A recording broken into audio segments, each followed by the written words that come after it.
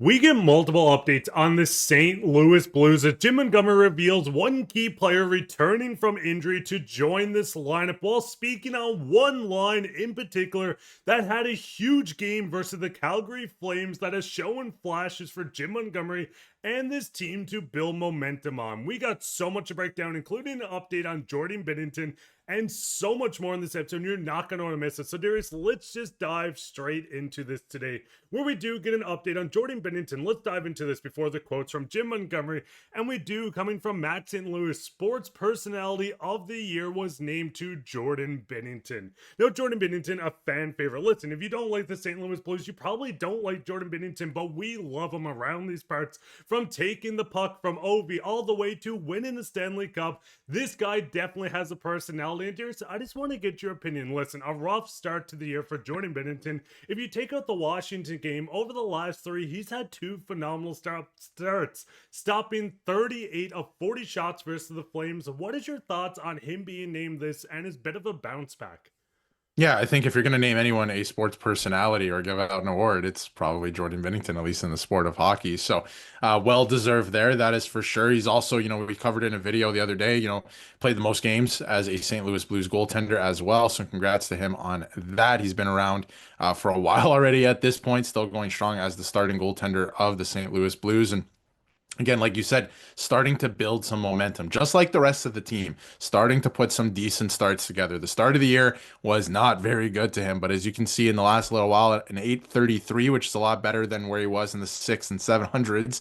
Then he has a 923, and then most recently against Calgary, a very good outing with a 950, which we've come to, get used to. Last season, we were seeing, him put up like 930s, 950. I think he had a 970 in one game, or a couple games there. He was on an unbelievable stretch at the end of last season heading into the playoffs. So, he's starting to build some momentum. I think that's a really good thing for the Blues, the rest of the team as well, because you know what? Everything goes through your goaltender at the end of the day. If you don't have any confidence in your goaltenders, like the Blues did not to start the season, and for good reason, you're not going to play well. So if they start to turn around a little bit and Bennington is, leading the way in that category, I think the Blues will be fine.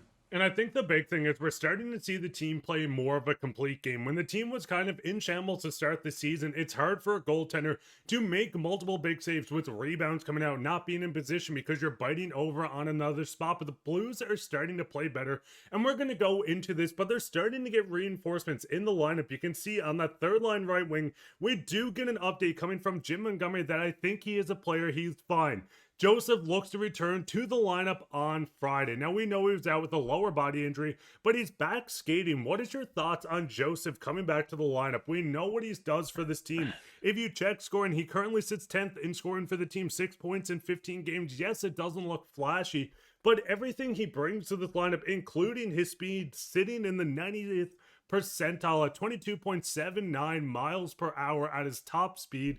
What is your thought on him joining back into this Blues lineup to add that extra edge?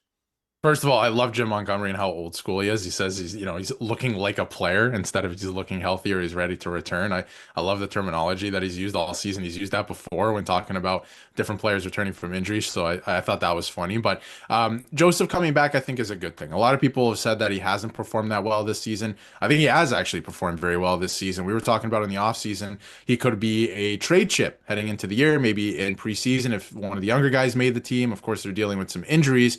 But him coming back, I think, is a really good thing. Like you mentioned, he adds some speed to the lineup. Definitely some speed. He adds some skill, I think, some underrated skill. He scored a really nice goal last week. So if he can continue to chip away a little bit, he can be a complementary piece to any line right now. We've seen him play on the third line. We've seen him play on the second line. He's been on the fourth line this season, right? So I think that he can be a complementary piece to any of those lines. I don't know exactly where he's going to fit in. Obviously, if you look at Puckpedia, they have him on the third line right now, but they could toy around with the lines as they have all season to this point. So I don't think that would be a surprise or anything like that. But he has been pretty good, as you can see from the leading scorers here this season. Again, a lot of people, we see your comments, we see the narrative online. A lot of people saying he hasn't been good. He's been okay. So I think that's all you can ask from a player like that. He makes a little bit more than just okay money, I guess, if you want like a league minimum guy in there to chip in as well. But he brings some speed, some skill, or definitely speed, some skill to the lineup. And I think him returning just lengthens the lineup a little bit. And I think that's the biggest thing. If you're looking at Joseph and he was getting paid 1.5, 2 million, fans would love this guy. Listen, I understand the cap. It can be a little bit, yes, he's on a contract. But the biggest thing is this is a cap world. We're going to see it jump up and up 10 million each year. I'm not going to sit here and say, listen, Joseph is a steal of a contract. He's going to come out and perform at his almost 3 million every single night. But he does add that edge, the speed to this team.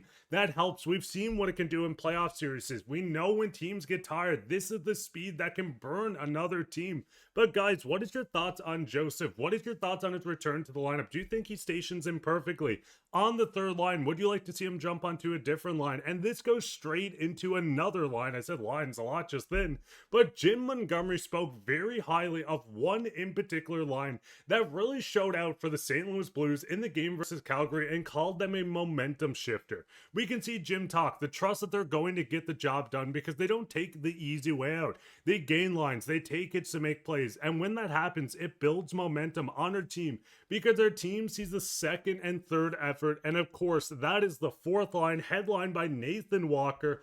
What is your thoughts on this fourth line, Darius? We know a fourth line's not going to go out and win you a Stanley Cup, but we've seen fourth lines contribute very well. This is what sets the momentum from a big hit. Going in on a forecheck, when Nathan Walker scores, you can see the team lighten up. They feel faster, stronger. They want to win more. Not saying they don't want to win, but what is your thoughts on this fourth line and this identity they're kind of building within this Blues organization? Yeah, it's the energy line, and that's exactly what they've been. And obviously, last game against Calgary, they were great. Chipped in for 2 goals, 5-on-5. So that's more than you can ask of your fourth line. Most times, they don't even score a goal. So that was a really good effort. But yeah, exactly, an energy line. And I think that playing like that is contagious. If you continue to do that and you go out there every shift. Like they did last game, it's going to rub off on the rest of the team. Of course, you need the top guys to do it too. Lead by example. Of course, all of that is true. And if you don't have that leadership, then you might not find success and you might be dead in any game.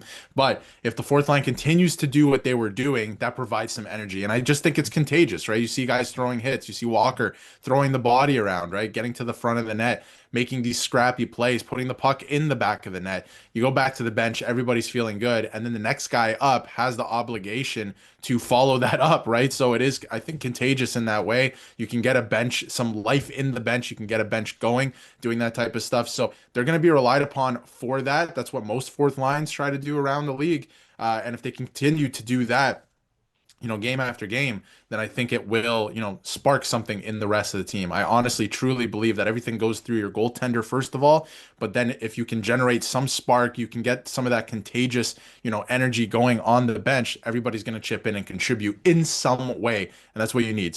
Everyone to contribute something consistently. And I think the big thing is, listen, looking at Nathan Walker, not the biggest player in the NHL, not the fastest player, but he goes out with heart every single game. 61 hits in 16 games. We see the 5 points.